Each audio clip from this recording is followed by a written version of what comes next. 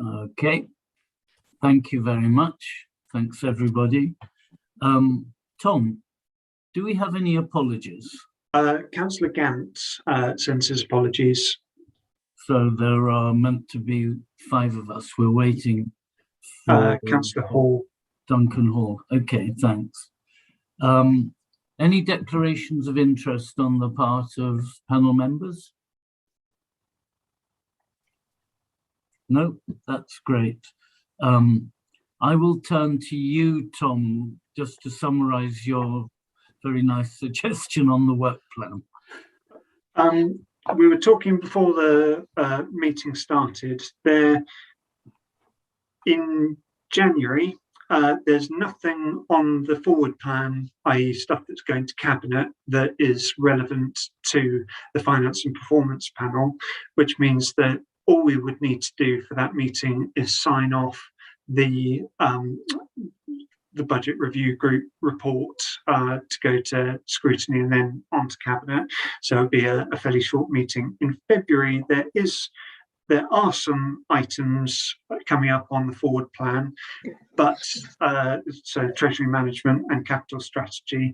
However, there is very little change from last year, and James's suggestion, and I think perhaps those who've done it before will agree, that there may be a view that it's preferable not to have an extra meeting in February after what will be quite an intense January. So the option is there to have an extra meeting if you want it, but the recommendation is not to take that up. So anybody disagree with this labour-saving suggestion? No. No. Okay, let's take it then that we do not have the extra meeting in February. We will be jolly tired, I'm sure. And the budget meetings are important and they will take our attention fully. Okay, it's not called minutes, it's notes of the previous meeting. Does anyone have any comments on the notes that have been circulated? No, then I take it that we approve that, and we now go straight on to the integrated performance report, which is for the second quarter of the council year. And Anna, are you introducing it? I assume so, yes. Very good. Yeah, okay.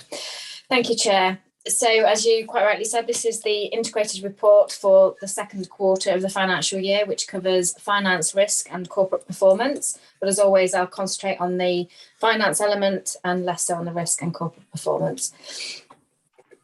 So we have the summary for the general fund revenue position. We quarter 2 were forecasting a favourable variance of just over £573,000. I'll explain the details of that in a little while. From a housing revenue account,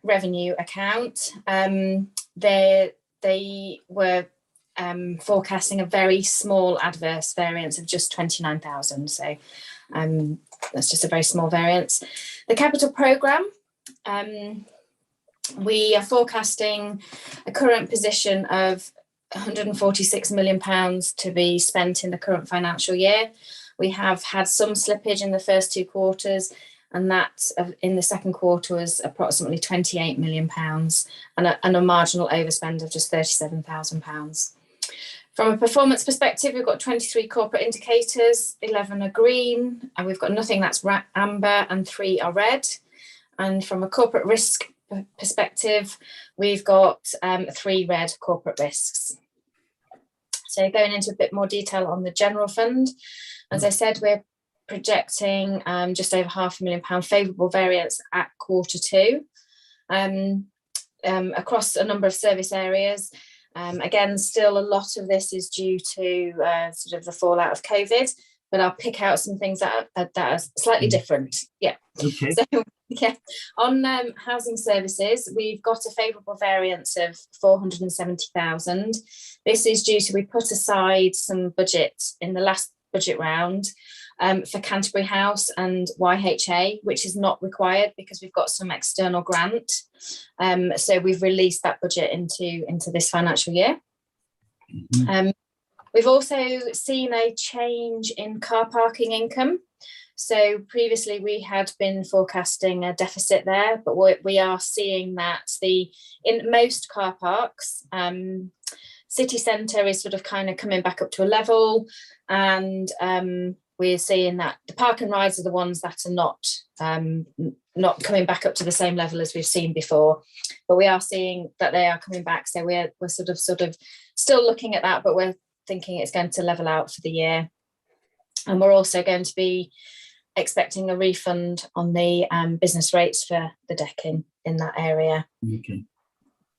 And then just to let you know that we have submitted our sales fees and charges compensation claim for the first quarter of the financial year. That was put in, and there was approximately 1.1 million, and we're waiting on that to be confirmed and repaid to us. There is also a section here about the Homelessness Grant, where we're forwarding this report onto Cabinet to approve that we have a £2 million budget put into our accounts, so that we can pay the it's match funding, but we will get the grant from DLUHC and then pay it on. So we just need to be able to put the budget into there. As I mentioned earlier, there's a very small forecast deficit on the HRA of just 29,000. There's been no change on that since Q1, so I won't go into too much detail. Do you want me to pause there for questions, Chair? Okay, yes. The way I would like to do it, if that's okay with the panel, is let's go through page by page. Let's start off with the summary of the financial position. There may be, I suppose, a little, well, maybe we can start right down at the bottom, because you go into a bit more detail. Could I just make one point, which is presentational? In your very first paragraph on general fund, in the general financial position, you talk about the 11.3 million expectation initially of the reserves that we would need to draw down over the medium-term financial plan. I just wonder whether, in terms of text, have you found that? That's right. It's actually yes, when you get into financial position. I always think for the uninformed reader, and I'm probably one, it's often quite good just to, if you could, without sort of taking a lot of space, just say how that is anticipated to be by year, because it's just 11 odd over the full period. And I think people don't realize how it's loaded. Just for information, I think it's always good just to educate people a bit. Yeah. That's just presentational, but maybe therefore we can go on to the next page, starting with paragraph 4. Are there any questions from the panel? And I will look for hands going up. Or you can shout or something. Trying to see if I can see you all. No. I don't see any hands. No. Could I maybe then ask just one or two, which are fairly straightforward, I hope. In paragraph 6, you mention, and I get lost in this soup of acronyms, but the MHCLG gave a grant allocation of 1.9 million. And then you come up on housing services, where you talk about the DLUHC grant, which was also for housing and homeless. Is there any connection between these two quite different items? It's the renamed DLUHC is the new name. That's what I thought. So yeah, that we probably should have referred to MHCLG as DLUHC, but probably when we received it, it was MHCLG. Yeah. So it's So, but they are one in the same. Yeah. So are they actually, these two comments are referring essentially to the same grant? Because the one thing I then wondered was, okay, we get grants, does it cover our full costs? That was really what I cared about. Is this fully covering everything, or we are ending up I believe we end up paying more, no? I'm not entirely sure. I don't know if Nigel wants to chip in there. In terms of the 470,000, that does cover our costs basically, for which, as Anna said, we provided the budget pressure in this financial year, so that can come out as it's indicated here. I mean, in terms of the rough sleepers, actually, I mean, in homelessness in totality, I think our gross spend is about £7 million. So yeah. it doesn't cover all of our costs, and we were paying a significant amount on homelessness prior to the pandemic, actually, but it does cover a sizable proportion, which is welcome, actually. Okay, thank you very much. I was intrigued by the reference on business improvement to staff turnover being less than anticipated. Is that generally true across the council, or is this very specifically in customer services?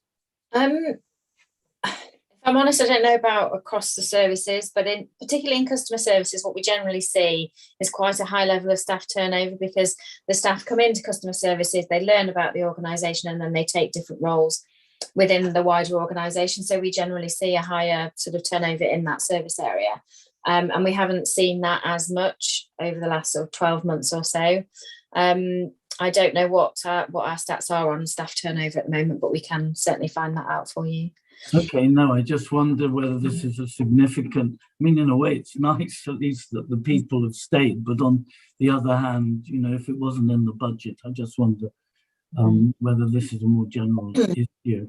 And then on staffing, we then come to law and governance, which I suppose doesn't surprise me, but your statement there about being unable to recruit, is that still the case, as far as you know? As far as I know, it is, but I believe we are trying to undertake some sort of permanent recruitments for some of the key roles. Yeah. Okay, no, great, because I know that's an issue.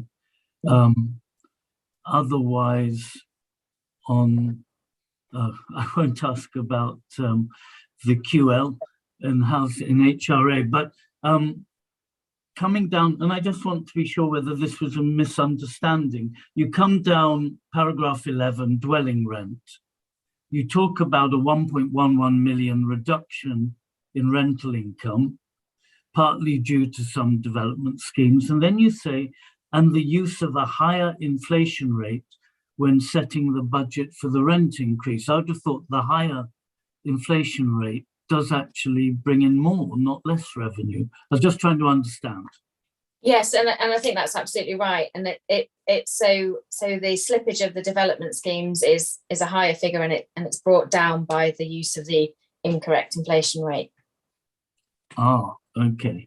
Yeah, the inflation rate used in the budget, Chair, was higher than it's actually translated to be. So therefore, right? the income is less. Well, you over-egg, okay. we over-egged the inflation, and that's what we're saying, actually. Yeah. We didn't get it quite right, basically. Gosh, you must have had a high one. Gosh, yeah. I'm impressed that the Bank of England should listen to you. Yes, I think they should. They probably should anyhow. Okay, let's come on then to capital.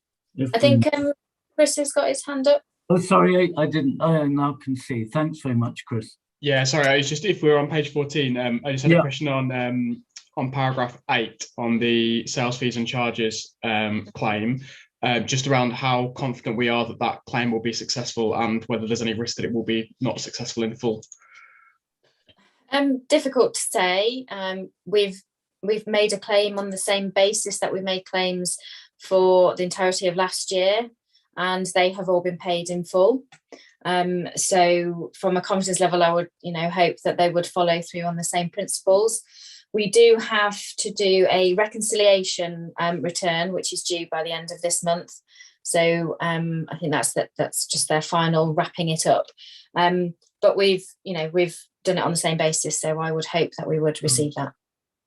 I would say that the government have before said that a sample number of authorities would be audited in a bit more detail, but we have no other information other than that, basically, because you probably heard me say before, Chris, that I was a bit concerned, basically, that some of the claims you put in wouldn't be. I mean, the government tend to pay the claim and then, as Anna says, a reconciliation, and whether out of the back of the reconciliation there will be more audits, basically a scrutiny of our claim. We just don't know. They have said that before, but we have no further information. So at this point in time, given that has been paid by the government, I can only assume that is now settled. But who knows? Basically, might be a trick, a spin in the tail, basically. Could I just, on that, this would be an audit by Ernst & Young, or who would actually do the audit? You don't know? Don't actually know. I mean, Ernst & Young themselves have not raised it as, they're not being asked to look at it, but whether it's a different set of auditors or whether it's Ernst & Young, no idea actually. And perhaps fingers crossed, the government have just given up anyway and not revisiting that. I simply don't know actually. It's another one of those imponderables. What about COVID grants? Are they being, because that's large sums that have passed through the council. How are they being treated? You don't know. Well, again, we paid the grants out, and we were actually paid the money. In a lot of instances, we were paid the money up front by the government.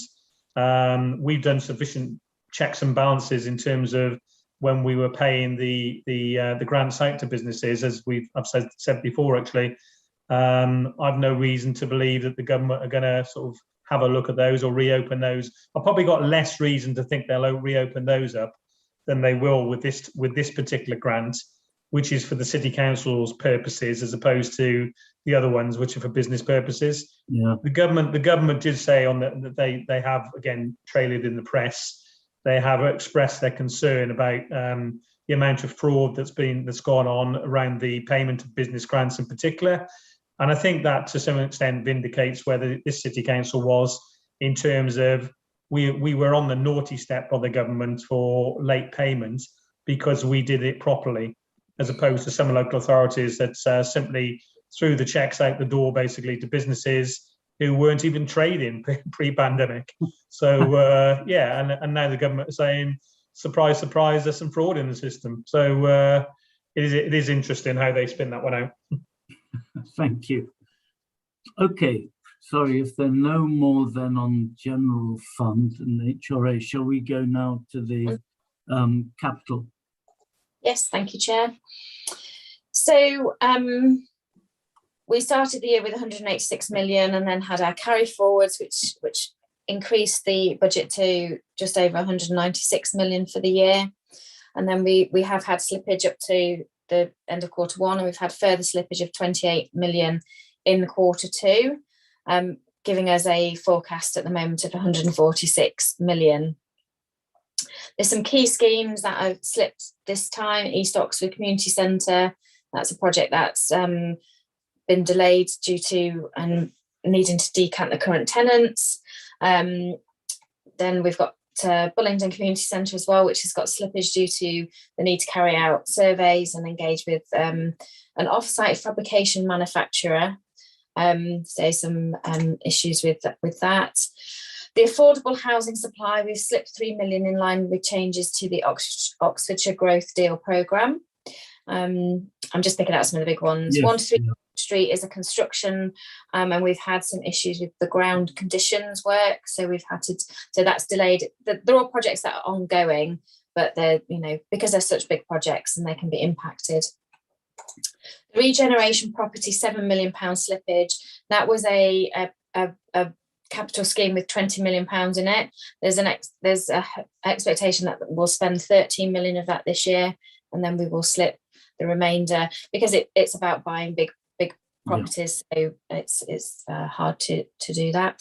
The Go Low Ultra Oxford on street, so we're slipping quite a significant amount of that, 500,000 into next year, and that's all very dependent on external factors, consultants, and that kind of stuff. And then we've got some slippage on the transformation funding. The transformation funding is around the ODS transformation and the delivery of those improvements.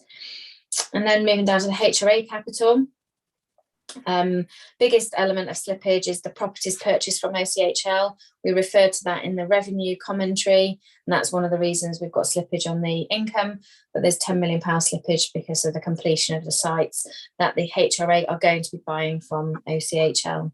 And we also had an unallocated site where we had 1.3 million allocated to it.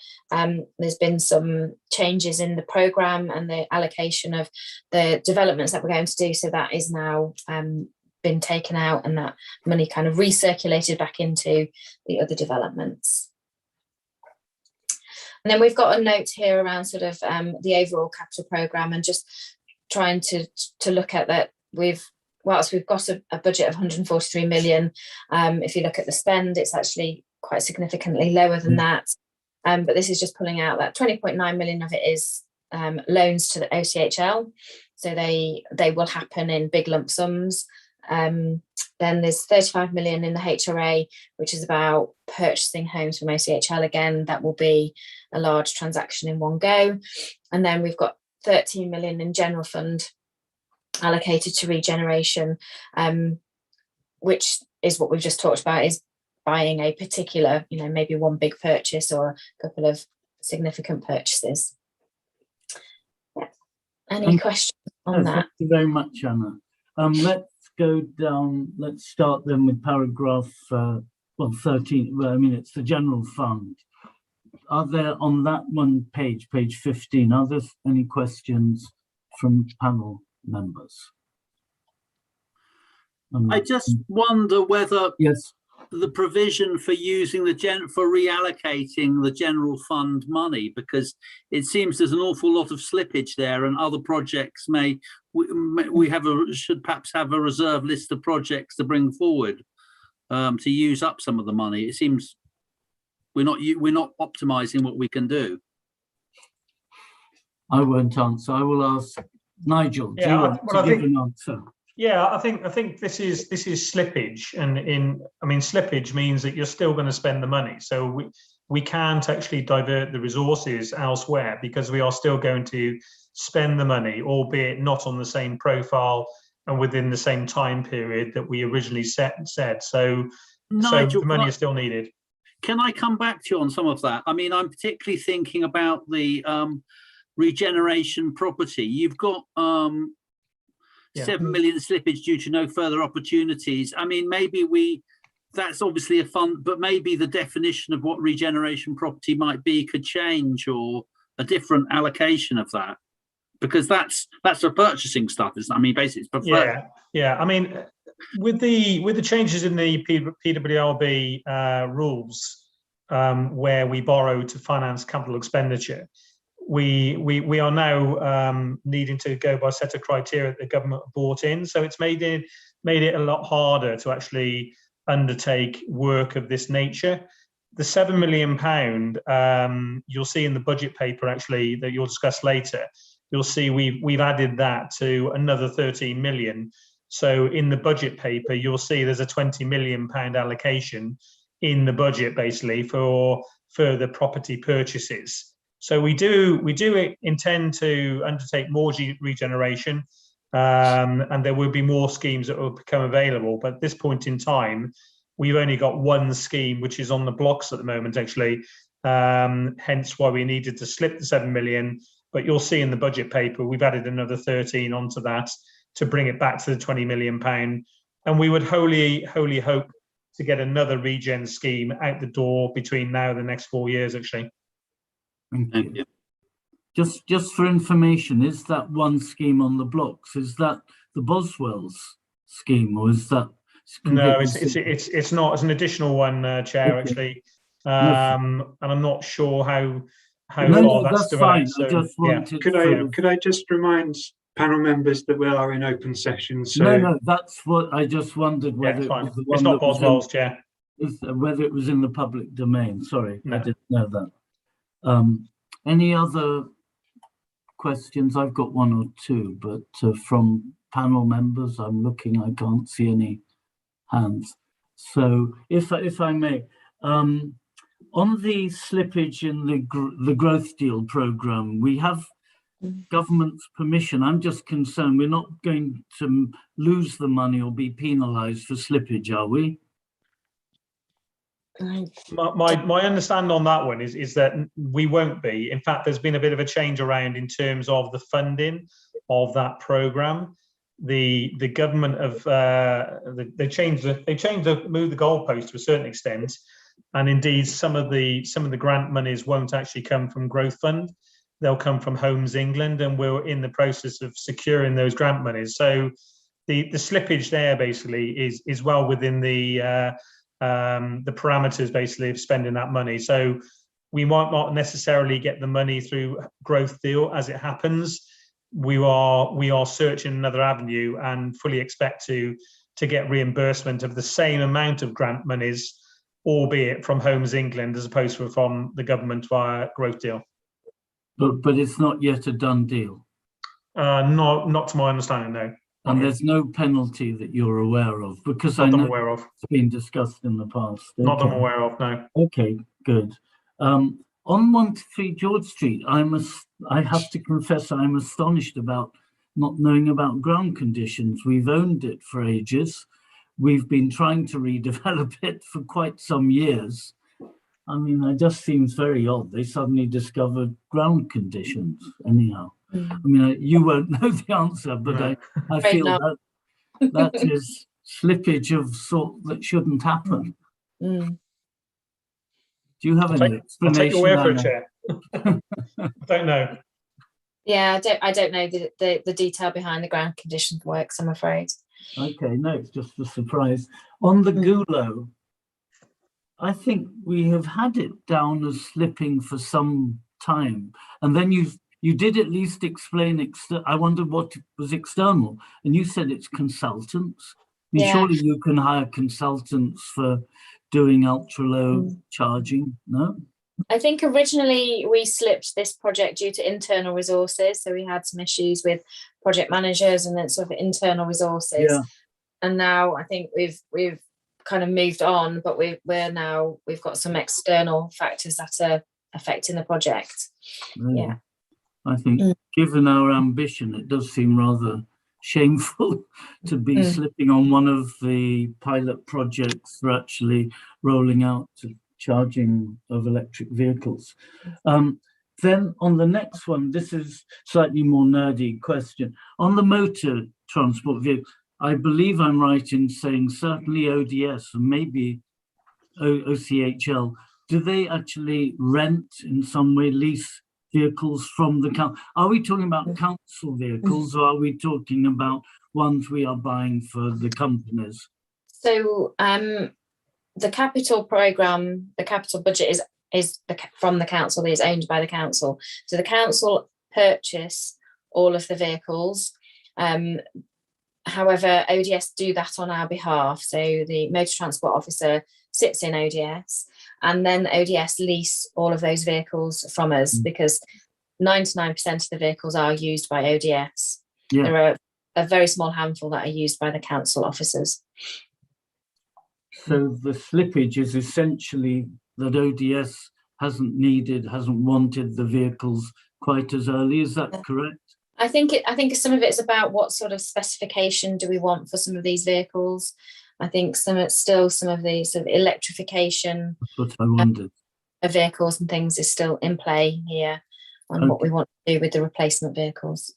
So in a way, I'm not sure who on this panel is also on the company scrutiny panel, but it's a kind of issue maybe that will come up there when we're talking to ODS, I suppose.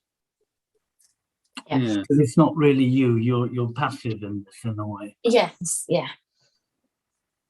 Did you have something, Tom, or sorry, Tom Landell Mills? No, I didn't. No. I think it's a companies panel question. I mean, it just seems another way of making for the city to make extract value from the wholly owned companies, which seems a sensible thing to do. No, I agree. Okay, and if I may, on the HRA at the first bullet point there, the slippage, I mean, energy efficiency initiatives we know are something we're very keen on. Is there any special reason? Is it lack of contractors? What is it? Do you know? I don't know. Nigel, I'm not sure if you know. Do you know why efficiency is slipping? No, I don't actually. No. No. Okay. Last question, I suppose, you know, this general point that we actually, to the best of my knowledge, haven't yet spent very much of the anticipated capital budget. I mean, a lot is left to be spent. You did correctly highlight some big items, but I don't know, maybe this project I don't know about, we can't hear in public session about in terms of regeneration. Maybe that will use some of this. But do we have good reason to believe, which with the delays that we've been talking about, like in the HRA taking over the housing from OCHL, and then the general fund loans, do we have reason to believe those will be this budget year? Yeah, the latest forecast that we've had from officers and project managers is to say that yes, they will happen this year. One of the other reasons why the spend is lower than we would expect is also, I hate to say it, is in relation to QL, because the costs are coming through from ODS, so they're not showing against some of the major capital schemes, so that is having an impact. But from a perspective of the forecast we've got in there, yes, they are the most recent forecast we've had from the project managers. But with all these, I guess there is the potential that there be other reasons that we don't know about yet that may make them in the future. Well, I'm willing to believe that. Thank you. So let's go on to the important one, the corporate risk. Would you like? Councillor Teague's got his hands up, Chair. Oh, sorry. Oh, yes, I can now see Alan. Hello. Thank you, Chair. Sorry, I think it's my yellow background makes that difficult to see. Can I just ask, the energy efficiency initiatives, it seems as though the significant slippage, which is going to the end of the programme in 2025-26, what you may not be able to answer this, maybe other officers, but what's the impact on achieving net zero? Because it would seem as if there's a significant slippage in some of those energy efficiency savings, which are going to come on down 5 years down the line, that might have a bigger impact on whether we as a council achieve net zero. So interested to just hear any thoughts on that, please. I think there will be some impact, but I would like to think in the scale of things that we're actually spending, the slippage on this particular area, about 700,000 would be fairly minimal actually. Yeah, we are doing a significant amount of work on all our properties, and indeed the general fund as well, where we are doing stock condition survey sort of thing.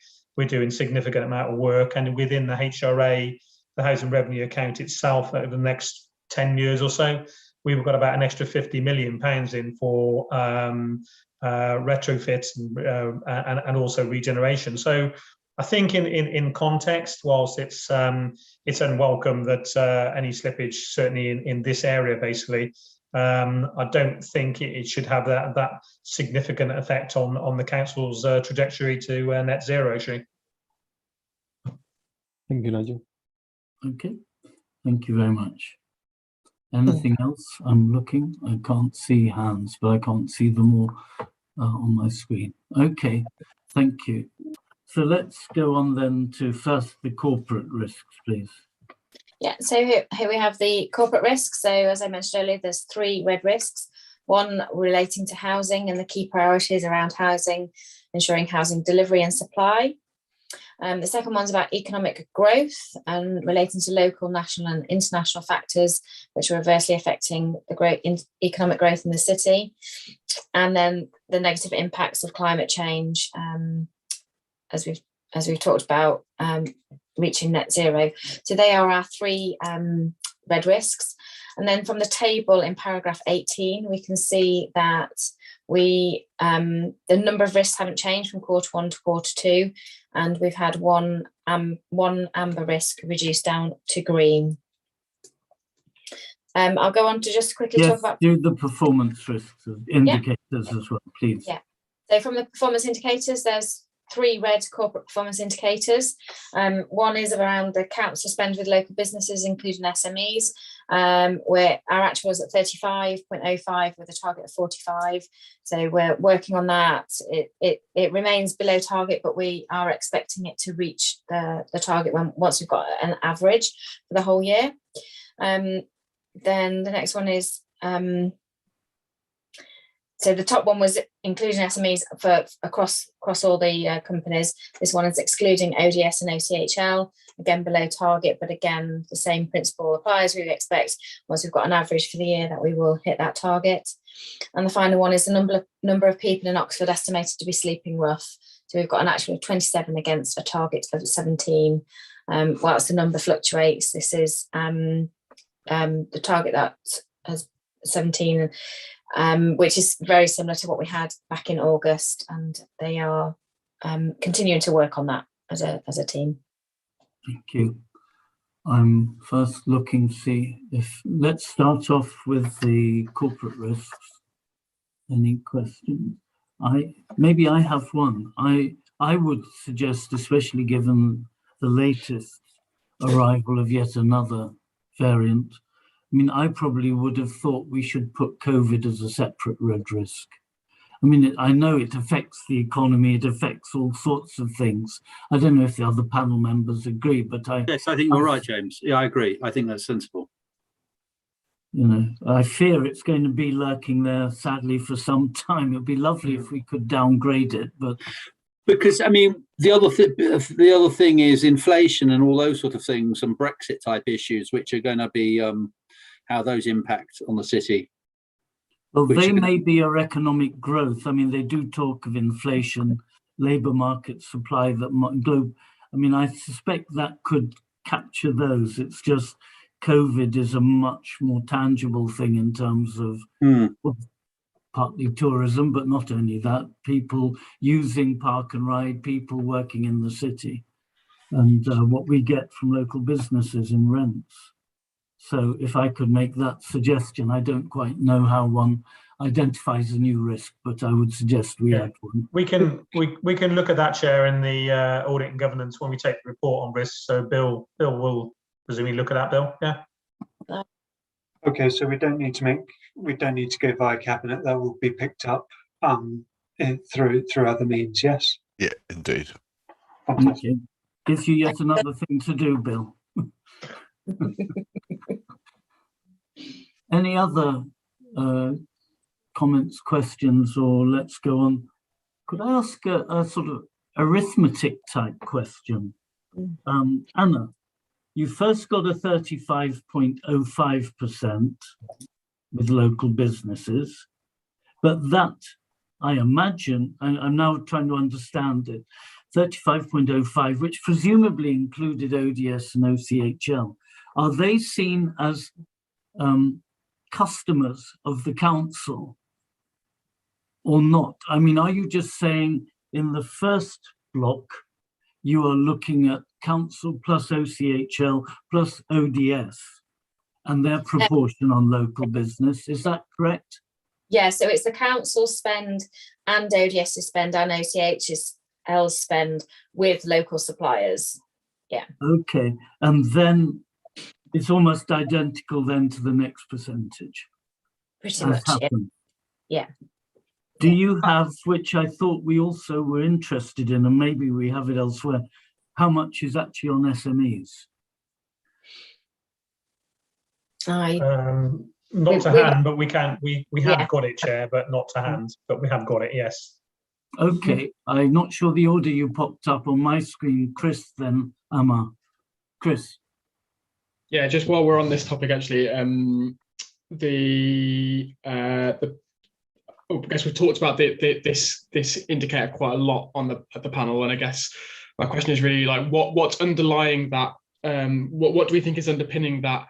The fact that we're below that target at the moment, is it just kind of luck of the draw as to what spending has come in at what point of the year, and later in the year the phasing will mean that we'll be closer to that target, or is it the large contracts that we've been talking about before? What's beneath those figures, if that makes sense? I'd like to think that some of that is to do with the reduced spend in ODS, because obviously their business has been interrupted in terms of COVID, and so there's a reduction in the amount of spend that they're making with subcontractors as a result. So that's part of it, I would imagine. That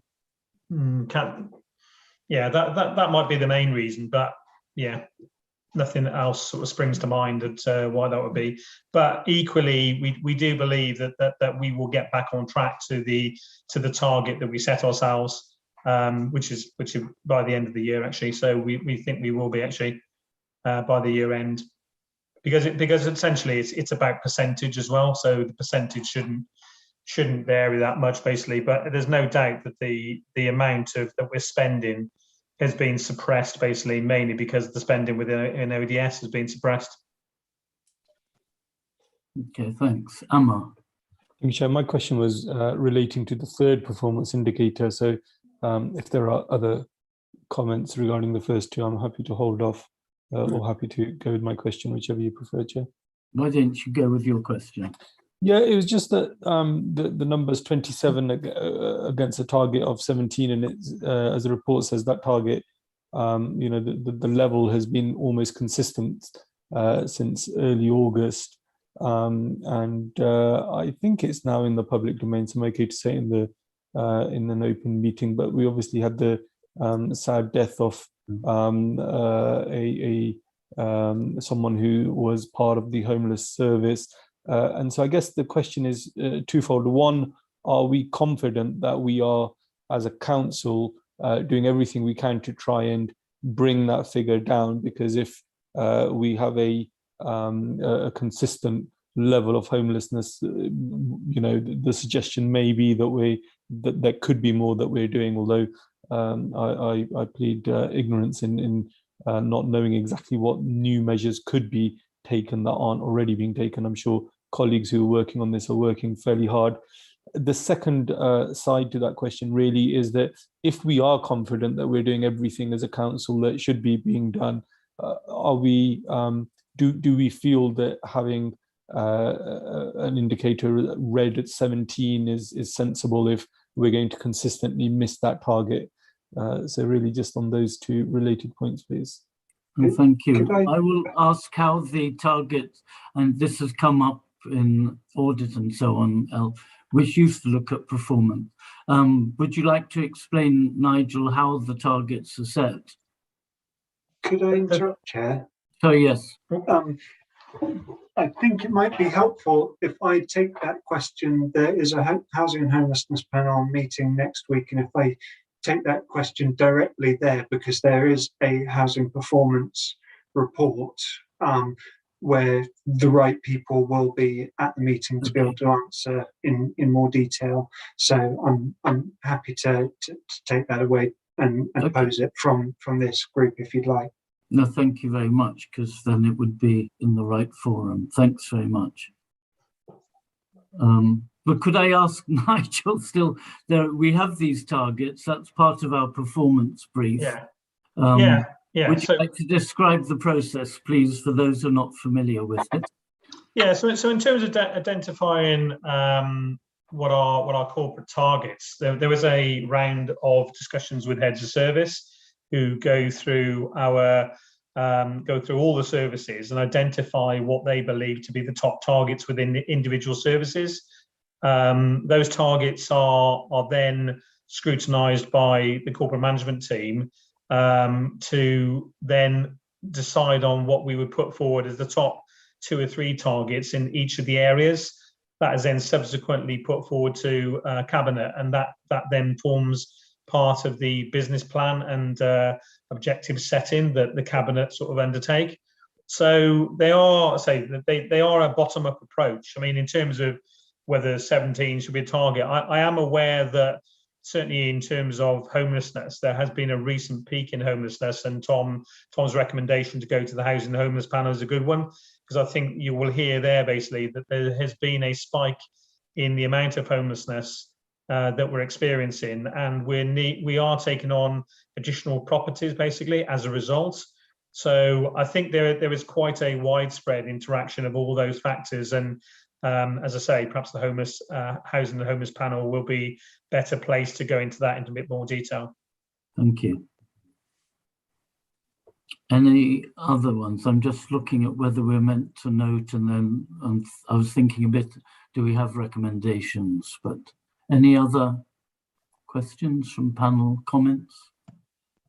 If not, I mean, I'm not sure whether what you've just suggested, Tom, about the housing panel, I mean, is that a recommendation? I'm not sure. No, That's not I really. was simply in the process of playing it back in an email to Councillor Latif so that I can make sure I've got it right. But no, I'll give it to the chair of the Housing and Homelessness panel and ask her to ask it on behalf. Thank you. I don't think there are any other specific issues, are there? I can't think of any offhand, no?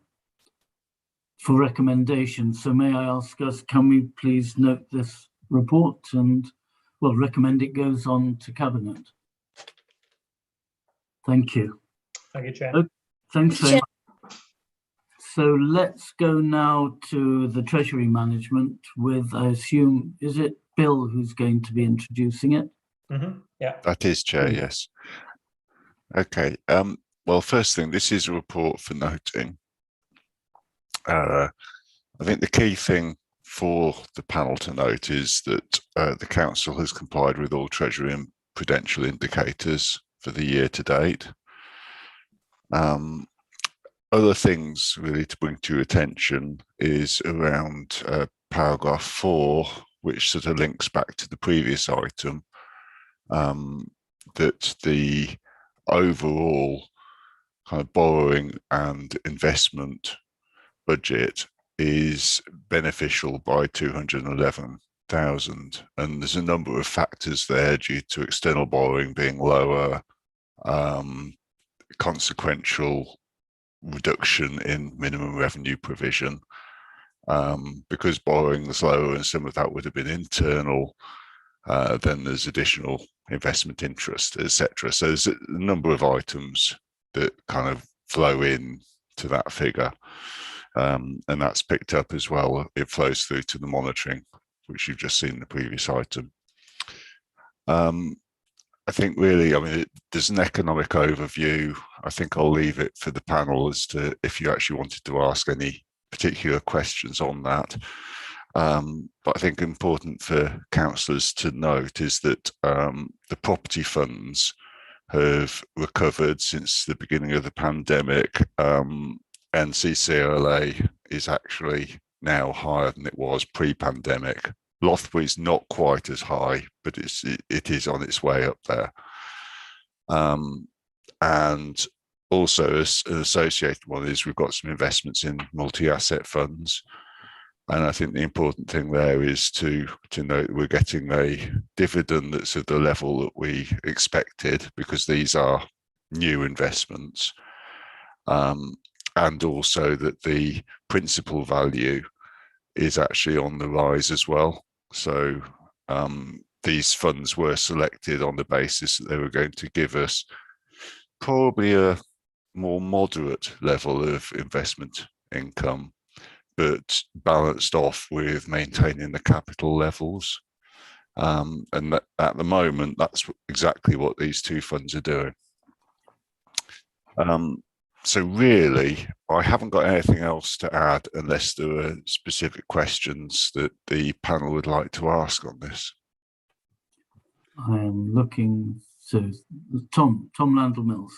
I mean, one question that was raised, we raised in our budget, and I think remains, is the amount of investment in renewable energy as a way of broadening the, I mean, it's probably a modest proposal, but to broaden the overall asset base, investment base and portfolio of the council.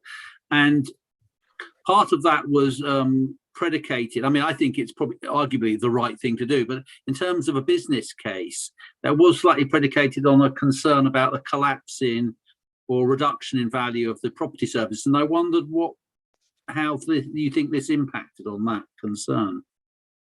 Okay, well, what we're talking about here is treasury management, and that's a separate thing. And I suppose the difficulty is the term investment, because people talk about investment sort of generally as being, spending money on houses is a type of investment. And the council is actually planning on putting some money out with the low carbon hub. Yes. but we wouldn't count that as being an investment for the purposes of this report. That's a capital expenditure item, that's service expenditure, that has the added advantage of being for green purposes. So yeah, as I say, that wouldn't actually specifically come in here. We do have a section on the sort of the ethical policy, and we're hoping for when we come back with our new look for next year, we're hoping there's more information out in that area, because at the moment there's lots of conflicting data and different types of indicators that don't really give you a good idea about what the environmental, social and governance measures are on particular organisations. But we're hoping to sort of firm that up a bit more as we go forwards. And that will be related to treasury type investments rather than the ones which you see kind of happening at service level. Thank you. Okay, Chris. Yeah, this actually segues quite nicely onto a couple of points and questions that I had on environmental and social governance. So just on point 24 around the council has recently requested information on environmental and social governance from current investment providers and asked for a breakdown on that. I personally would be very, very interested to see what that breakdown looks like, and I think that would be a useful thing to see. But as a kind of second point, at our last meeting, we discussed the specific money the council had invested. I think I've got 7.5 million written down here on in green deposit notice accounts with Barclays. And if I recall correctly, it was suggested that we would have an update either at this meeting or in the new year as to where that's got to, because there was a suggestion that money would be moved from those accounts. And I just wanted to query where that's got to.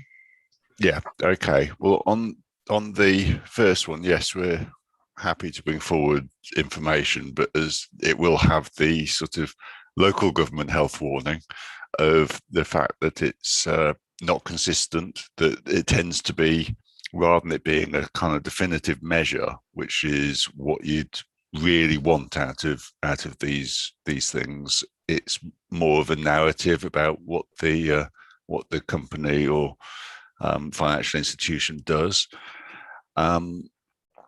With regards to the Barclays accounts, we have withdrawn our money from the accounts, sadly. That's because essentially Barclays were closing them down and replacing them with ones where the interest rate was so low that it wasn't worth remaining in there from the point of view of a treasury management purpose. And we're looking around at the moment for other accounts with which to replace them, but we haven't found anything that seems suitable so far, but we continue to look.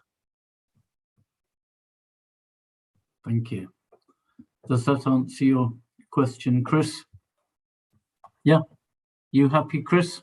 Yeah, I think broadly happy with that. I guess it would be, I guess this is an area of particular interest to me, and I guess I would be interested in knowing what the kind of criteria you're looking at in terms of where that money that was in the Barclays accounts might go in the future, in terms of where you're looking at, both in terms of, I guess, the financial benefit, but also the environmental benefit in terms of those investments. So yeah. Okay, and if I might, Chair, on the ESG information, would it be the panel's desire that this is actually circulated around rather than it going sort of waiting until the next report? Yes, if you get something put together, and I mean, at the moment we've got it in kind of different reports from different organisations, so we'll have to try and compile something together. I think that would be very good, and it's the sort of question I think as councillors we often are asked, so it would be very good. You know, it's coming up a lot in terms of something we don't control, which is the county pension scheme. But no, it would be very good if we could have that. Yes, please. Yeah, okay, Chair. You send it to me, Bill, and yeah, that'll be fine. Could I ask, these are just questions really as much as anything about presentation. If you go, and I'm just going to choose them because that's where they come up. For example, paragraph 37 about the investment portfolio. Is there any reason why you just say, because everything else is to lots of digits, you say 10 million pounds of this is held in property funds and 10 million in multi-asset funds. Elsewhere, you actually give the value. And I just wonder, is there any reason? Is it because for accounting purposes or something, you have to have them at cost, or why haven't you given, I know it's not, we're not talking mega sums, but just wonder why they're not consistent even within the text. Because, yeah, we put those in at the level at which we invested, because that is actually the investment value. Although if we took money out, we will get more back. What that would end up doing is being income to the revenue account, rather than just going against the investments that we've got out. Okay. So if you you take a property fund and it's worth 12 million, what would happen is that our 10 million would just reduce our investments and the 2 million would go into revenue. And so that's the reason why we just refer to it as 10.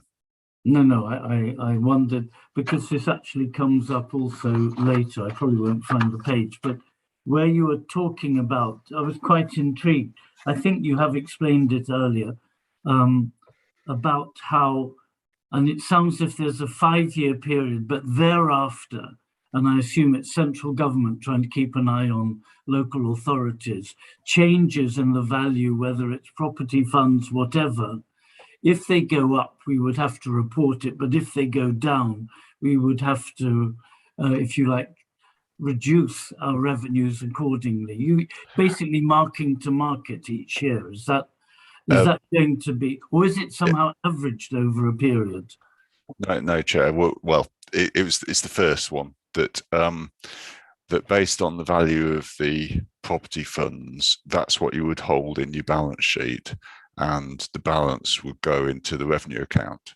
Now that actually happens at the moment, but we have what's in place is a statutory override, which puts a statutory account in our movement in reserve statement. Sorry, it's getting a bit technical here, but it adjusts it basically to nil on the bottom line.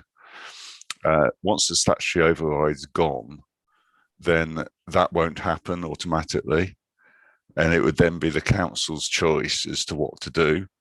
But from a prudent point of view, we would anticipate that what we'd do is make the adjustment below the line, as it were. So it's still, after the statutory override's gone, we still have the same effect as we do now, but it just wouldn't be in place statutorily.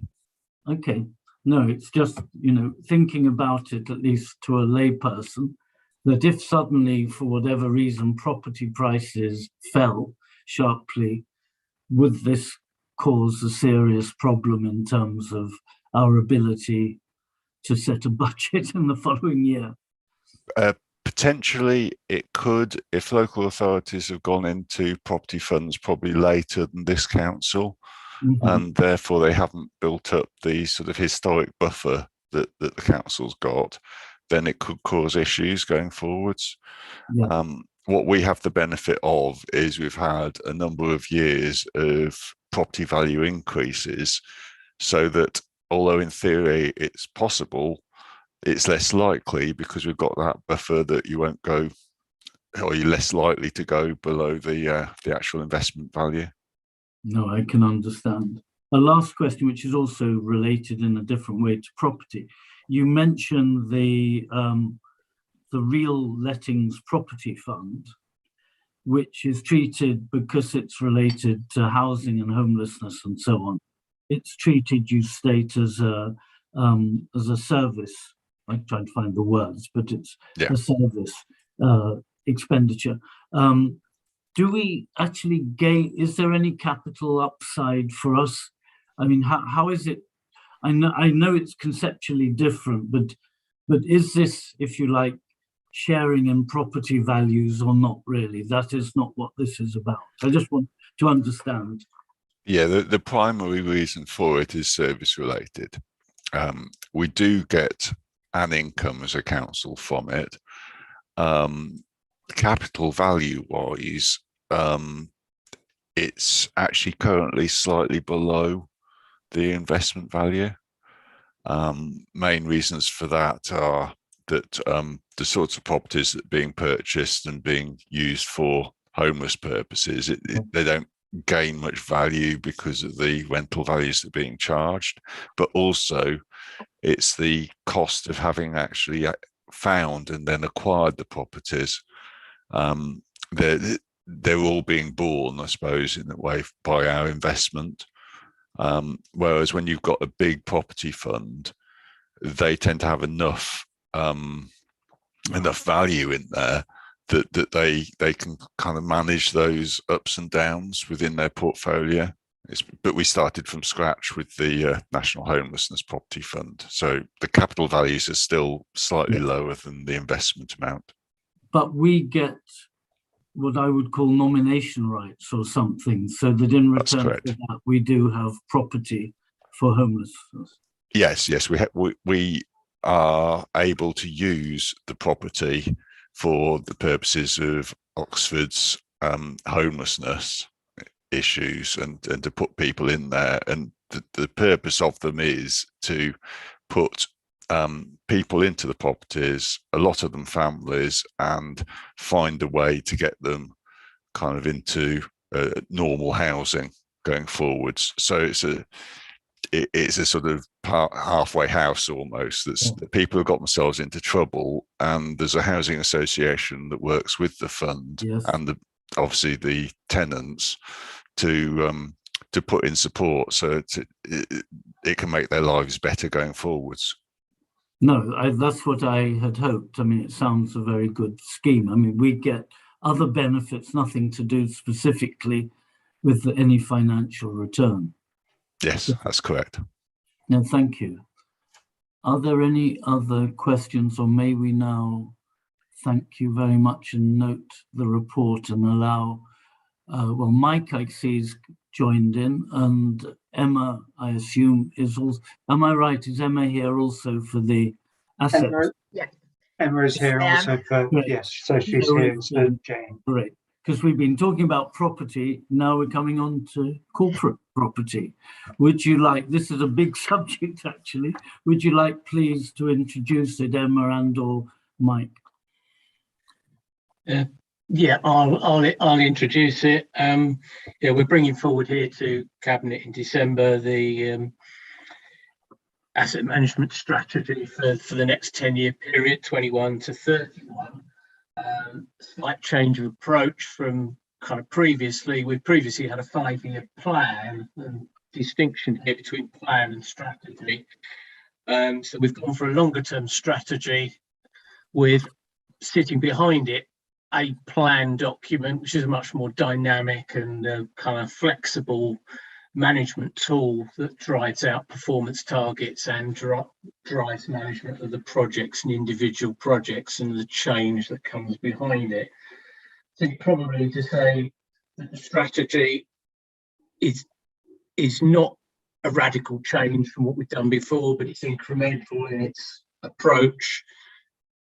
It addresses some of the current issues, kind of the COVID impact on our property investments and our properties, the change in the retail market, which is quite significant, which is obviously adding to the risk in the portfolio, which goes back to what you were talking earlier about the 20 million spend is about refocusing some of that portfolio to reduce that risk and shift away from our kind of city centre, retail centric portfolio.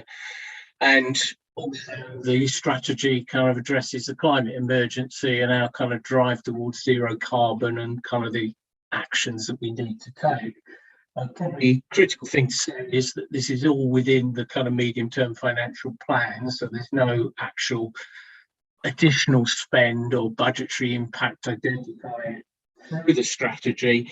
Obviously, individual projects as they come forward will go into the normal budget round in the future and obviously go through the normal budget process and be added or otherwise, as case may be, further downstream. Not sure how much more detail you want me to go into, or whether open it to questions if people have looked at the document. Well, thanks. Emma, did you have anything to add? No, I don't have anything to add at the current time. I think Mike summarised it well for you there, but yeah, we're happy to take any questions. Lovely. Okay, I am going to look on my screen for panel members. So let's see, do they have any questions? I have one. Oh, there we are, Tom Landell Mills, please. Yeah, I mean, my main question is about this diversification from offices and retail, to other things. And I mean, what would the other things be is my question, I suppose. Obviously, at the moment, we're very retail centric. It's largely retail. We haven't got a huge amount of offices. So offices could be in a mix of changing that risk profile, although COVID has probably put a challenge in as to whether offices are the correct and will reduce that risk. Obviously, at the moment, the big growth area is logistics. Obviously, as Nigel alluded to earlier, the government has moved the goalposts on our borrowing against the Public Works Loan Fund. Therefore, we really need to link any investment into regeneration. So we've got some hurdles to leap. What do you mean by logistics? Sorry, I'm talking about distribution depots, you know, Amazon or other kind of general kind of transport and logistics, kind of the whole delivery kind of online retail kind of end of the spectrum, which is where the market is very strong at the present time. Yeah, and that kind of balancing the shrinking of shops as more people get stuff delivered directly home. Yeah, that's switching from kind of our current lot of shop premises in the city centre, and obviously looking to use our existing portfolio to regenerate and boost the city centre. So I think the plan is taking a much more outward looking approach about regeneration and growth of the city, as opposed to probably previously we've taken a slightly more introverted, focused inward on our own portfolio. So we've got a more outward looking approach. Are you considering a change of building more housing in this housing, I suppose, in the city centre? I think it's got to be one of the options. We don't, in the strategy, articulate it. It is referred to in the strategy, but it's not articulated as an individual project, because I think when we come to look at each property by property and come up with a strategy and a kind of detailed kind of plan for each property, we will look at kind of the best uses, and if residential is the best use from kind of a property investment strategy to maximize value, but also to maximize regeneration. So I think we will take those kind of points together to see whether residential will become a driver. And there are a lot of commentators suggesting that bringing more people into city centres and adding more residential is actually a good strand to support the rest of the retail centre. So there could be good arguments for going down that road, but it isn't set in stone. We will look at each property individually as we assess the portfolio and make decisions accordingly. Okay. Chris, you have your hand up. Yeah, I've got 3 points, I think. I don't know whether you want to take them one at a time or in a batch. Let's take them all together. That's probably cool. best. So my first one is on 7.3, and I guess from my perspective, I feel like this one really ought to be slightly more explicit about integrating biodiversity into developments rather than just on designated sites. My second one is around 7.4, which is the carbon reduction strand. And I think quite broadly, I guess my reflection on this is that some of the elements around carbon reduction are quite vague in here. I think there's quite a few things that could be more kind of explicit. So, for example, it mentions in here that gas is the biggest is a significant contributor to emissions, and yet there's not anything in there around committing to sort of phasing out gas in the medium or long term. And the final point just to make is a relatively minor one. it is just something that I think would have been helpful to have included in 7.11, or the first 7.11. I think there's two, but the first one being on waterways. I think it would be helpful to have a mention in here of boaters and the people who the waterways is their home, and that's something that's quite like crucial to it. So yeah, those are my three kind of reflections on that. So shall we take, do you want to answer first, one of you, on biodiversity? Yeah, I think we take the point on biodiversity. We could elaborate on that. I think we have not got at the moment any clear projects or how we're going to, this is a strategy that kind of articulates our direction of travel, is to consider biodiversity as a key element of every decision that we make. And I think that's what the strategy sets out to state. The individual projects and individual plans, of which could include the sort of strands about across all development that you talk about, will be brought forward as individual projects in their own right to development board, and will form part of the asset management plan, the AMAP that sits behind this. And that's where the detail, and that probably leads on to some of the other things like the phasing out of gas and some of that kind of detail around the carbon reduction and so on that comes on the second point that was made, will all appear in the asset management action plan with specific projects, because these are huge topics, carbon reduction or biodiversity. They are such huge topics that you could write hundreds of pages of potential actions about them all to get to an answer. What we've now got to do is distill that into a set of clear bite-sized chunks of projects and activities that will be put into the asset management action plan as we go forward, and we will bring forward a first draft of that within 3 months after the asset management strategy is approved, and that will then start to flesh out the detail that I think you're looking for around those topics. And on the waterways, I suppose you didn't answer on what, I mean, I had a subsidiary point. I mean, how much do we actually control assets along the waterways? I know we have some, but it's presumably CART and people like that, no? Yeah, that's right. We control a few kind of mooring sites along the river, obviously down on Port Meadow, at Walton Bridge, and we've got another site up on the edge of Ropeham, Iffley, Donington Bridge kind of area, where we have got boats moored, and we're trying to resolve a number of it. All of them lead us into lots of management problems that we've been trying to resolve probably for many years. Yeah, we could probably be more specific, I think, picking up the point about referring to the boaters as well. I think there is potential for housing more people in boats, possibly, if the council was willing to sort of support that, but there hasn't been previously strong support for going in that particular direction.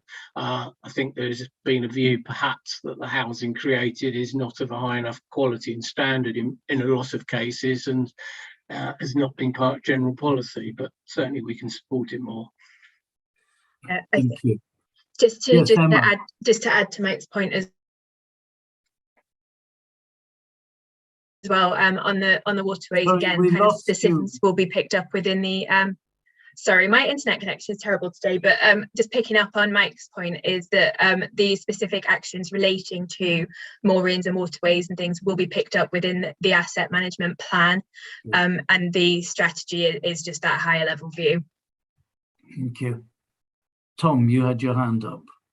Yes, I wonder, I mean, if you look at the city centre as a pretty key asset and attraction, I mean, the fact is it's arguably a bit, I mean, obviously it's got the heritage side of the architecture and the university, but actually in a way the shopping offer to use the developer speak, is diminishing, and the attraction. I worry that there's not enough attraction to pull people in, and that we need to invest more in the city centre to make it more of a destination. And I wondered, I don't know what the thinking is on that, but it seems, I mean, we are doing things like with the covered market, but more so, we need more. Is otherwise people go elsewhere. I wouldn't disagree with you. I think we are doing, obviously, trying to kind of take the covered market and improve the offering there and improve the mix. And I think we've got to think in many ways in the same way across the city centre. We own some big tracts of kind of George Street, St Michael Street, Broad Street, Ship Street, etc. Big chunks of city centre real estate on fairly large areas. Obviously, we've started the development of 1 to 3 George Street, which is trying to kind of generate activity kind of within that area. And there are lots of other individual sites that have got potential, possibly the cinema site. There are obviously working with Nuffield College on the Worcester Street car park site, which fits with kind of strategy around reducing car parking spaces.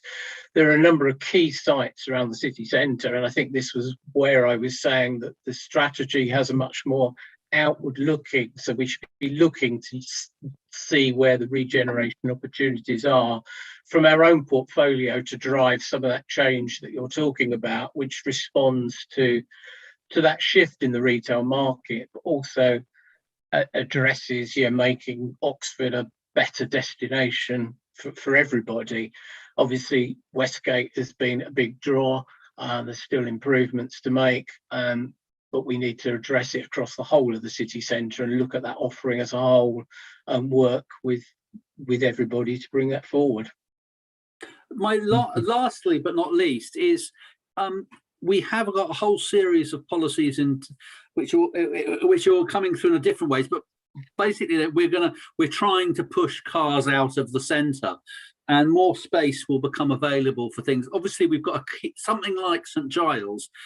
The fare when it comes in must pay a considerable amount, but if Broad Street is going to be largely semi-pedestrianised, we need a Broad Street, and possibly the Worcester Street car park could be a public space. There's a huge opportunity for event management there of all sorts, and which could add to the gaiety and general wonderfulness of the city.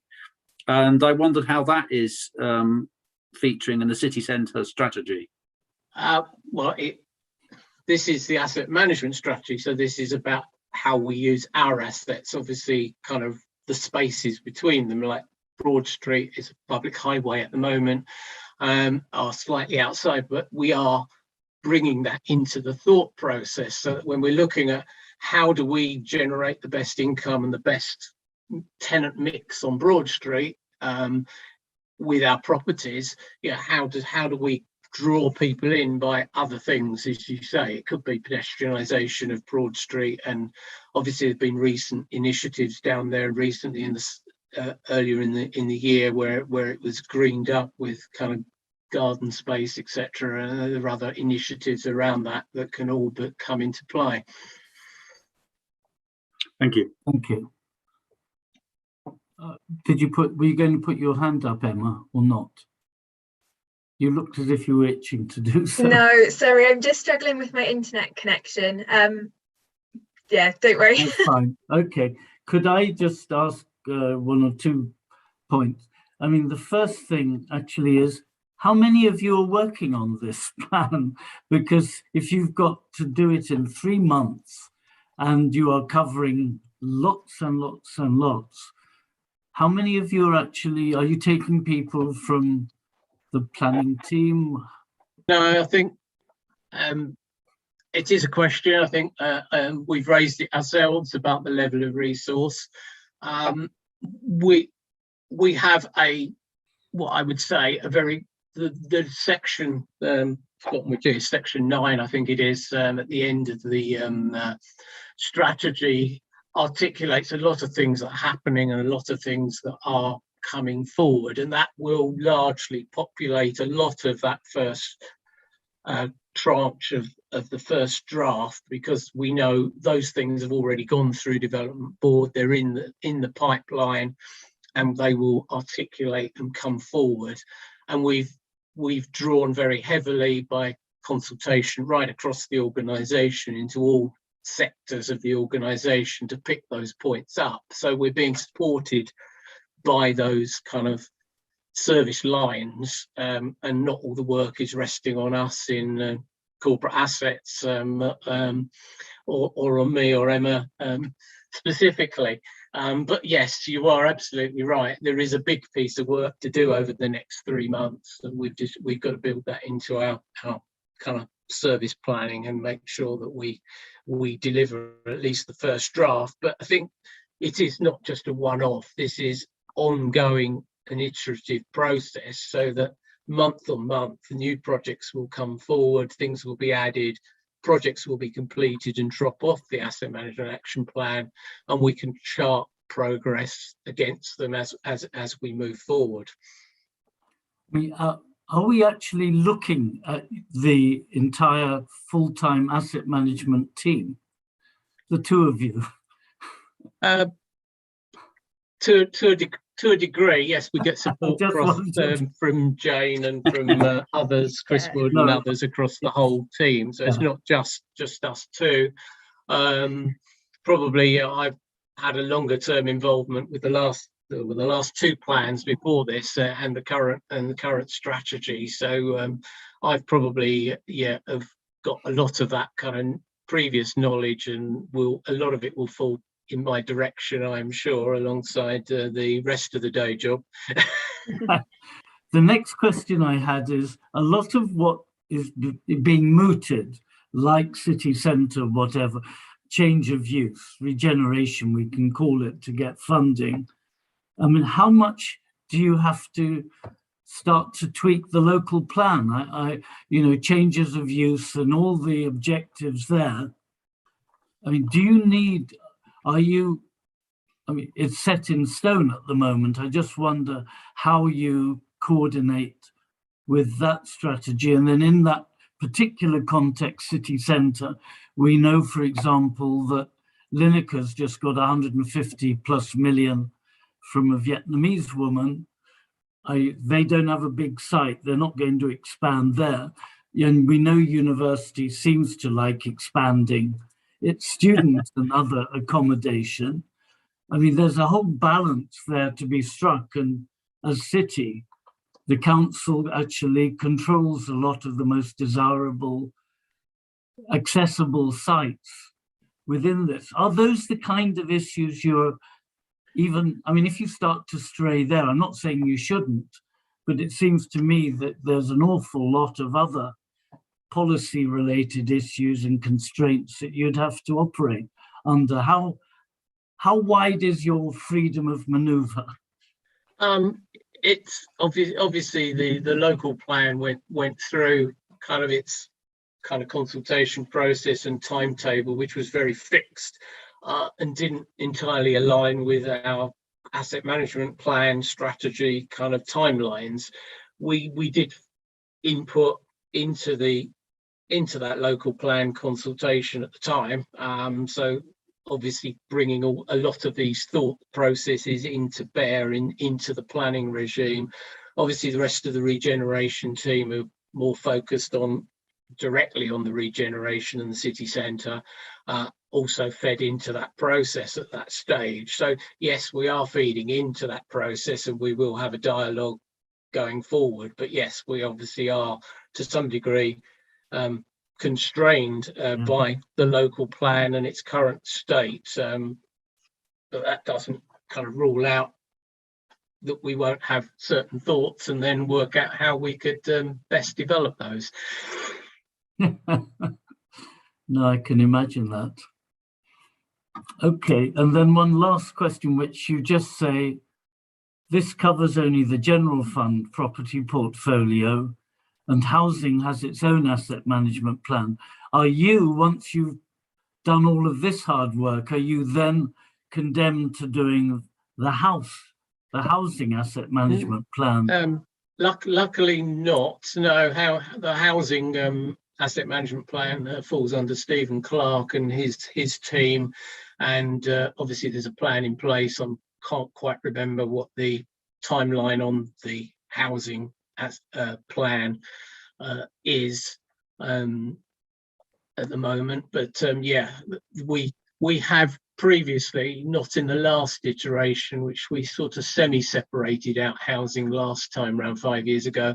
Certainly the plan 5 years before that sort of tried to integrate both, and it becomes an unwieldy beast trying to bring housing and the commercial kind of asset management strategy into a single document. So we sort of slid it out largely last time and completely this time. There is still reference to housing in this document, and obviously we spoke about bringing housing and building using residential as a lever in city centre or on other sites. So it's not entirely outside of this strategy, but it is very much focused on the commercial and operational portfolio. Well, thank you very much. I mean, I'm just looking. Any other hands up? No, from the panel member. Any last word from Emma? No? No, nothing else to add from me. Mike's covered it all really well. No, Didn't need my input. Well, I wish you luck. As we reach the sort of end of this point, can I just, the only things that I heard sort of that could have been recommendation were Chris Jarvis's comments, but Chris, were you content with the response that was made, i.e. sort of, are you satisfied with that response, or are you wanting to take anything further, and is the panel in support of that if you do? I mean, broadly content. I mean, just one point would be, if you're going to mention the scale of gas's impact on carbon emissions in the top level strategy, to me, you may as well also mention a commitment to phasing out gas, given the substantial impact of it. So if I were to propose any recommendations, that's the one thing that I would propose, but obviously we'll defer to the members of the panel on that as well. No, I mean, changing energy delivery, I suppose, is a very good topic, especially as we're looking out 10 years now. I think that should be included. Thank you. Is that acceptable to the others, Tom and Amma? Yeah. Okay, I take it as a yes. Thank you. And the biodiversity, I think we had an answer on the waterways. I think it's noted, and will it be, we don't have minutes, but it'll be in the notes with it for the discussion. So at least we make sure it is present in the future discussion of the strategy. Thank you very much. So we will note that. And now we come on to the large budget papers and so thank you, you two. You're welcome to stay. But if you have other more exciting things, I cannot believe that, to do, please go and do them. But we're going to come on to the budget, and thanks ever so much, Tom, for drafting, suggesting some questions. Now, for the panel, I don't know how many are like me, but I honestly haven't had a chance, with day jobs one has other things, to digest all your draft questions. Those of you who've not been on a budget panel before, this is the best way to have a good and constructive discussion when we meet directors over the days of meetings we'll have in January. So what I was going to suggest, unless anyone has a strong objection, is that, and we must do this, well, if you don't do it by default, Tom's draft will go through, but I would like everyone on the panel to read through them, decide whether or not, obviously, they agree with those. Would they like to suggest other specific questions? Because, again, this is going to be by far the best opportunity we have. If we give them notice, the officers are going to be able to prepare responses. And among the officers, the officers on the call, Nigel, Bill, Anna, and I can't remember whether people like Emma and Mike are on it as well, but we have directors and their officers. So this is our opportunity, so let's do it properly. But I don't know if anyone's really had a chance to read through, because it's quite a good and long list, but I'd like to study it properly. And presumably for it to be manageable, what deadline would you suggest, Tom? Well, it's more a question of we need to give time for the people to get it back to us before Christmas, so that you can then read it over Christmas, because that's what you want to be doing. Thank you. So really I would suggest perhaps by Friday to get questions to me to add or take away. I just, when writing those questions, what I've tried to do is make sure that everybody gets a little bit of questioning, so that nothing gets completely neglected. So some of them are relatively minor, just because some of their service areas are quite small. They don't take a consistent position in terms of what we should be doing, because I'm trying to sort of raise points of discussion rather than to take a certain view. So don't read them as if they are trying to reach that. And if there are some in there that you really think are not worth having in, please do get rid of them, because they are at the high end already. So if you have problems with them, then do shout. One last thing to say is that I haven't raised anything about car parking in amongst those questions, and I know that came up a lot at the last time we discussed the integrated performance report. Emma has put together a draft report on car parking, and what I would like to do, if possible, is, Emma, is what you sent me sort of okay for me to send out to the panel now, for them to put any questions to you arising from it, so that we can attach it to the budget review stuff for New Year? So the car parks team have made some amendments on the report today that I do just need to review, but I can get you kind of a more finalised version by probably the end of the day tomorrow, if that's okay. Okay, that's fine. So I will then send that round to all panel members, and if you can liaise directly with Emma as to particular questions and issues that you have, then that enables us to go quite deep into that topic. Thank you, Bill. Thank Bill's you. Good just night. going. Yes, thank you. Sorry. Continue, Tom. And I was done, Chair, but I do see Nigel had his hand up. Nigel has his hand up and being patient. There we are. Nigel? Yeah, no, just a question in terms of handling all the questions, Chair, and I think what happened, what was a good process last time, Tom, was it when you've agreed all the questions, do you want to send them over to me and I'll distribute them? A lot of the questions are around my area, basically, in terms of, well, whether it's treasury or budgeting or whatever sort of thing, and I'll pick a load of those up with my teams.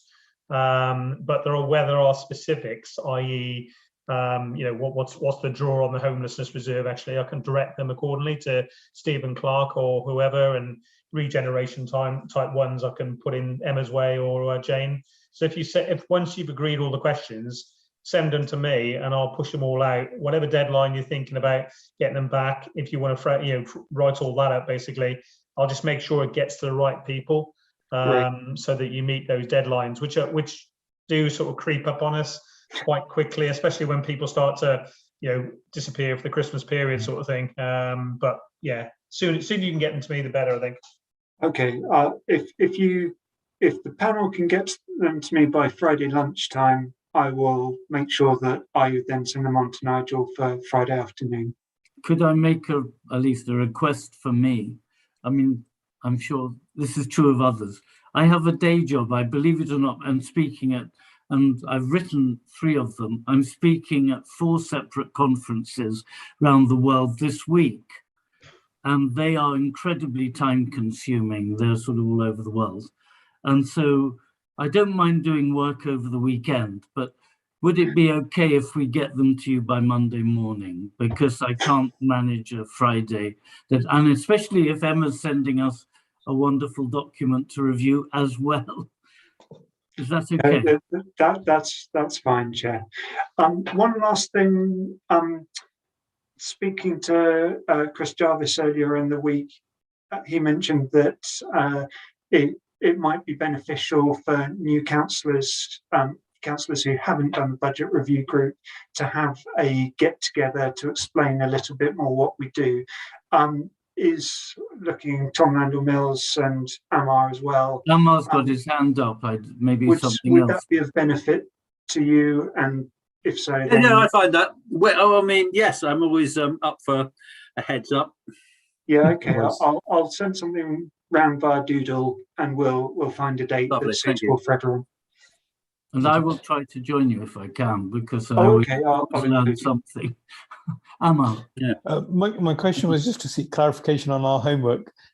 The homework is primarily around the questions. That's the most urgent thing. Yeah. No, so I understand that, but excuse me, the questions are. Sorry.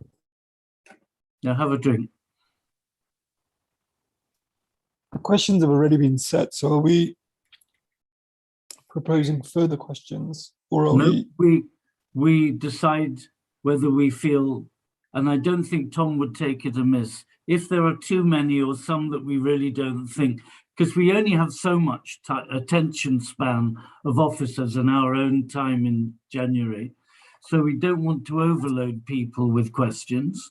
So there's nothing wrong with saying, I don't think that's one to pursue. You could indicate that.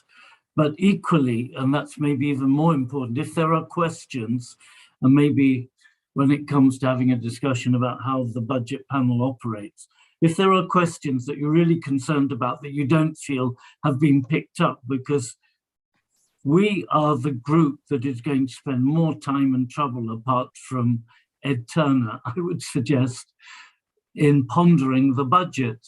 And therefore, our questions, if we feel something is really important, we should ask it, because now is our chance. I hope Tom feels that's a fair summary of yes, what our Chair. role is. I would also say, particularly advise that if you have questions that officers are unlikely to be able to ask when just put on the spot, if they need to do further research, that's the kind of thing that you want to be putting in a written question. And in terms of the written questions, the issue we have is that publication dates mean that we just never can get these out early, the budget to you early, so you can't actually see it until the very last minute.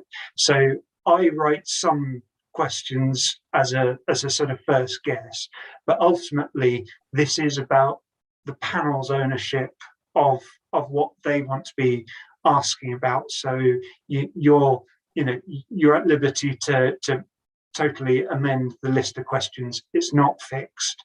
It's there to be a starting point in case you didn't have time to come up with your own, really. And could I make one other comment, which is always a dilemma when you're looking at the budget, because the budget tends to be presented in terms of variance, of changes. You know, sometimes there are big items that hardly change, and then they don't get, in my view, as much attention as changes. I would like it, if possible, unless there's a point of principle, relatively small budget items or small changes.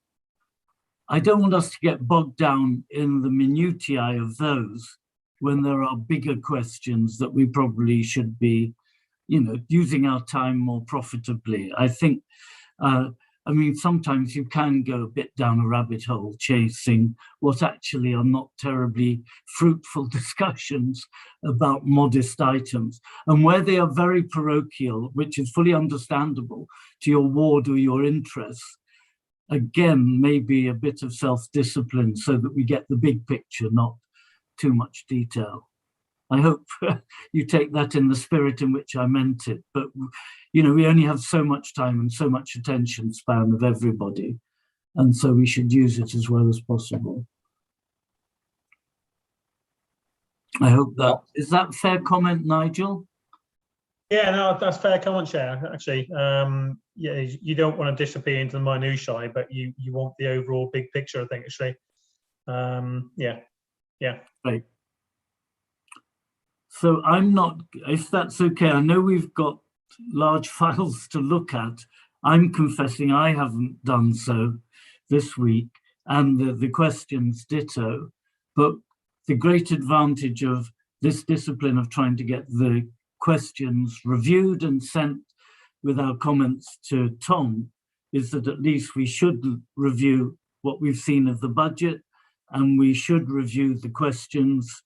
And please, there is nothing wrong with saying some of them we maybe shouldn't pursue and coming up with new questions. It's our best opportunity we have.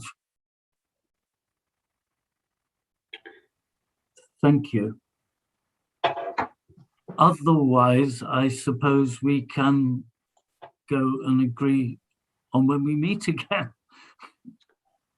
Chair, Councillor Latif's got his hand up. Oh, sorry, I didn't see. No. Your comment is exactly what I was going to follow up, Chair. Just the dates of the future meetings. I thought I had sought clarification from Tom regarding them, but the dates mentioned in the agenda seem not to align with what I had in my diary. Yes, we did have a discussion. We moved it backwards and forwards. Let me open the agenda and see if I have made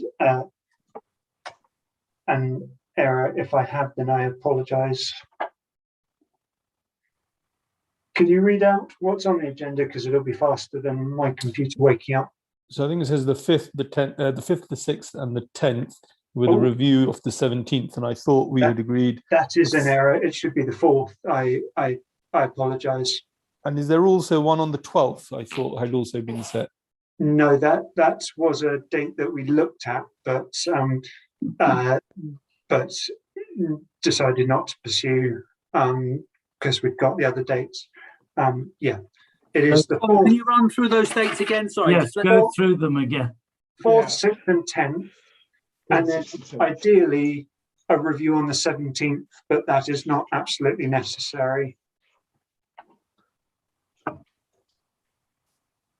Is that okay for you, Amma? Because I think that no, they're absolutely fine. They're absolutely fine. We agreed to change. Yes. Yeah, and just to check, then the meeting on the 24th, is that the one you were mentioning earlier, Tom? That the agenda may be light.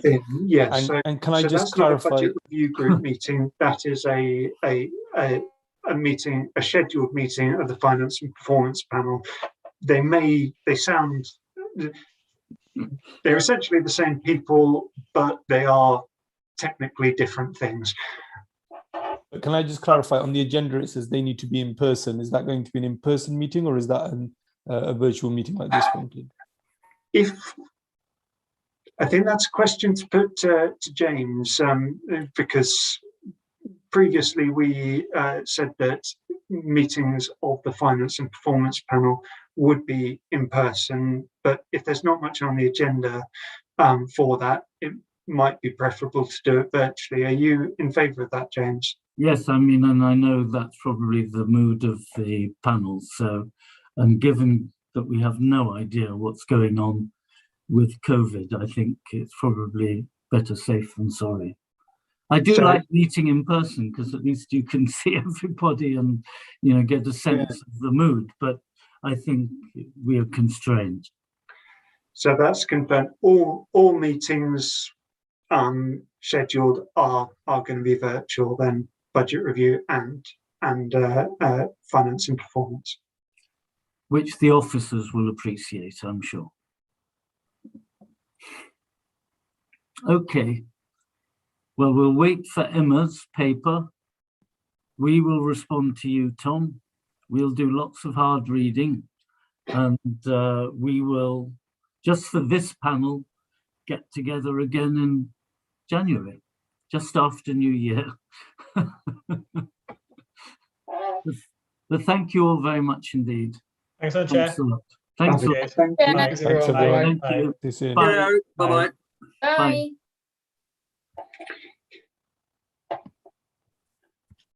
Cheers, Emma. Thank. Do you, Tom? Do you need anything else from me on the car park report at all? I don't need. When you get the updated version and you can send that over to me, I'll send that to these guys, and then they hopefully will come directly to you with questions. And yeah, if you can sort of manage it there. I mean, I do think, let me just stop